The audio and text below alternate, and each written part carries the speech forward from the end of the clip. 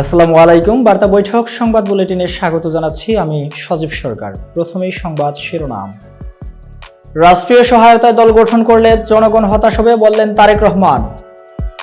মির্জা ফখরুল ইসলাম আলমগীরের জন্মদিন আজ। অর্থ বিভাগ ব্যাখ্যা চেয়েছে, অন্যদিকে পদোন্নতি দেওয়ার ক্ষমতা আছে বলে দাবি ব্যাংকের। এমবাপ্পের প্রথম হ্যাটট্রিকে উড়ে গেল ভায়াদোলিদ এবং সাইফের দ্রুত সুস্থ হওয়া নিয়ে ওঠা সমালোচনার জবাব দিলেন চিকিৎসক। এতক্ষণ শুনছিলেন শিরোনাম, এবার বিস্তারিত। রাষ্ট্রীয় সহায়তায় দল গঠন করলে জনগণ হতাশ হবে বললেন তারেক রহমান। তরুণদের রাজনৈতিক দল গঠনের উদ্যোগকে স্বাগত জানিয়েছেন বিএনপির ভারপ্রাপ্ত চেয়ারম্যান তারেক রহমান। তবে তিনি বলেছেন, রাজনৈতিক দল গঠন করতে গিয়ে কেউ যদি রাষ্ট্রীয় কিংবা প্রশাসনিক সহায়তা নেন, সেটি জনগণকে হতাশ করবে। অতীত থেকে বেরিয়ে এসে তরুণেরা নতুন পথ রচনা করবেন, তবে কোনো প্রশ্নবিদ্ধ পথ নয়। পথটি অবশ্যই স্বচ্ছ হওয়া উচিত। গতকাল শনিবার বিকেলে রাজধানীর ইঞ্জিনিয়ার্স ইনস্টিটিউশন মিলনায়তনে অনুষ্ঠিত শিক্ষক সমাবেশে প্রধান অতিথি ছিলেন তারেক রহমান। তিনি লন্ডন থেকে ভার্চুয়ালি এই সমাবেশে যুক্ত হন। বৈষম্য বিরোধী ছাত্র আন্দোলন ও জাতীয় নাগরিক কমিটির উদ্যোগে নতুন রাজনৈতিক দল গঠনের প্রতি ইঙ্গিত করে সমাবেশে তারেক রহমান বলেন, দেশের ছাত্র তরুণেরা রাষ্ট্র ও রাজনৈতিক ব্যবস্থার প্রতি আগ্রহী হয়ে উঠেছেন। এটি অবশ্যই ইতিবাচক দিক। এসব তরুণী গত ১.৫ দশকে নির্বাচনে ভোট দিতে পারেননি। গণতান্ত্রিক রাজনৈতিক অধিকার বঞ্চিত এসব তরুণের কেউ যদি জনগণের অধিকার প্রতিষ্ঠার নতুন কোনো রাজনৈতিক দল গঠন করেন, অবশ্যই বিএনপি সেই উদ্যোগকে স্বাগত জানায়। মির্জা ফখরুল ইসলাম আলমগীরের জন্মদিন আজ। বিএনপির মহাসচিব মির্জা ফখরুল ইসলাম আলমগীরের জন্মদিন আজ রোববার ২৬ জানুয়ারি। ১৯৪৮ সালের এই দিনে ঠাকুরগাঁ জেলায় জন্মগ্রহণ করেন তিনি। তার ৭৮তম জন্মদিনে দলের সিনিয়র এবং তরুণ নেতারা শুভেচ্ছা জানিয়েছেন। ৬০-এর দশকে মির্জা ফখরুল ঢাকা বিশ্ববিদ্যালয়ের ছাত্র ইউনিয়নের রাজনীতিতে যুক্ত ছিলেন। তৎকালীন পূর্ব পাকিস্তান ছাত্র ইউনিয়নের পরে বাংলাদেশ ছাত্র ইউনিয়ন সদস্য ছিলেন তিনি। এরপর সংগঠনটির SM হল শাখার সাধারণ সম্পাদক নির্বাচিত হয়েছিলেন। ৬৯-এর গণ অভ্যুত্থানের সময় তিনি সংগঠনটির ঢাকা বিশ্ববিদ্যালয় শাখার সভাপতি ছিলেন। ঢাকা কলেজের অর্থনীতি বিভাগের শিক্ষক হিসেবে কর্মজীবন শুরু করেন মির্জা ফখরুল। ৯০-এর দশকে শিক্ষকতা ছেড়ে মূলধারার রাজনীতিতে আসেন তিনি। ২০০১ সালের ৮ম সংসদ নির্বাচনে ঠাকুরগাঁ ১ আসন থেকে প্রথমবার সংসদ সদস্য নির্বাচিত হন মির্জা ফখরুল।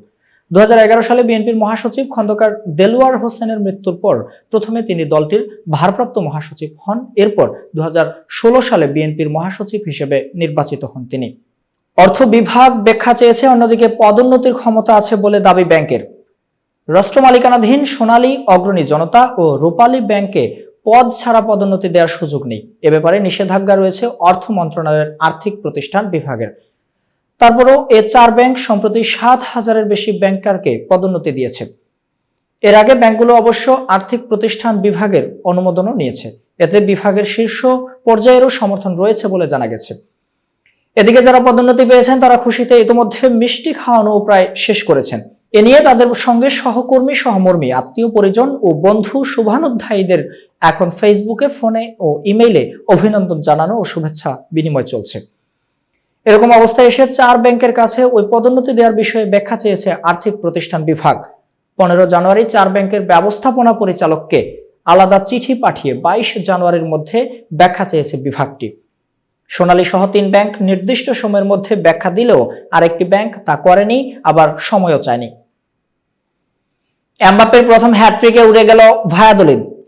লাস পালমাসের বিপক্ষে লিগে রিয়াল মাদ্রিদের ঠিক আগের ম্যাচেই তিনি জোড়া গোল করেছিলেন। এর আগে গোল পেয়েছিলেন কোপা দেল রেতে সেল্তা ভিগোর বিপক্ষে এবং পরে চ্যাম্পিয়ন্স লিগে সালজবুর্গের বিপক্ষেও। কিন্তু ১-২ গোল করে যেন আর মন ভরছিল না কিলিয়ান এমবাপ্পের। এবার তাই একেবারে হ্যাটট্রিক। রিয়াল মাদ্রিদের জার্সি গায়ে, যা ফরাসি ফরওয়ার্ডের প্রথম হ্যাটট্রিকও বটে। শনিবার রাতে হোসে জোরিয়া স্টেডিয়ামে এমবাপ্পের এই হ্যাটট্রিকেই লা লিগায় রিয়াল ভায়াদোলিদকে ৩-০ গোলে উড়িয়ে দিয়েছে রিয়াল মাদ্রিদ। লিগের পয়েন্ট তালিকায় শীর্ষে আগেই ছিল কার্লো আনচেলত্তির দল। এই জয়ে ২ নম্বরে থাকা আতলেতিকো মাদ্রিদের চেয়ে তারা এগিয়ে গেল ৪ পয়েন্টে। ২১টি করে ম্যাচ শেষে রিয়ালের পয়েন্ট ৪৯, আতলেতিকোর ৪৫।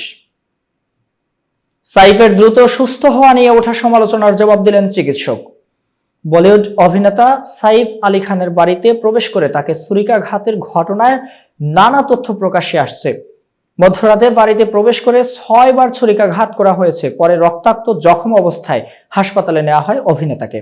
এ ঘটনায় অভিনেতার শিরদাঁড়ায় একটি 2.5 ইঞ্চি ছুরি বিঁধেছিল বলে জানিয়েছেন চিকিৎসকরা, যেটি বের করার জন্য অস্ত্রোপচার করতে হয়েছে। তবে এর মধ্যে অনেকের প্রশ্ন তুলেছেন, মাত্র 5 দিনে কিভাবে মেরুদণ্ডের আঘাত ঠিক হয়ে গেল সাইফের। এ নিয়েই নানা চর্চা শুরু হয়েছে বিভিন্ন মাধ্যমে। এদিকে ভারতের শিবসেনা নেতারা সাইফের হাসপাতাল থেকে বের হওয়ার ভিডিও নিয়েও প্রশ্ন তুলেছেন। তারপরেই প্রকাশ্যে এসেছে সাইফের এক চিকিৎসকের বক্তব্য। বেঙ্গালুরুর একজন কার্ডিওলজিস্ট জানিয়েছেন কিভাবে সাইফ অস্ত্রোপচারের মাত্র 5 দিন পরেই নিজেই হাঁটতে পারছেন। এতক্ষণ বার্তা বৈঠকের সাথে থাকার জন্য ধন্যবাদ। নতুন নতুন তথ্য ও সংবাদ পেতে বার্তা বৈঠকের ইউটিউব চ্যানেল এবং ফেসবুক পেজের সাথেই থাকুন।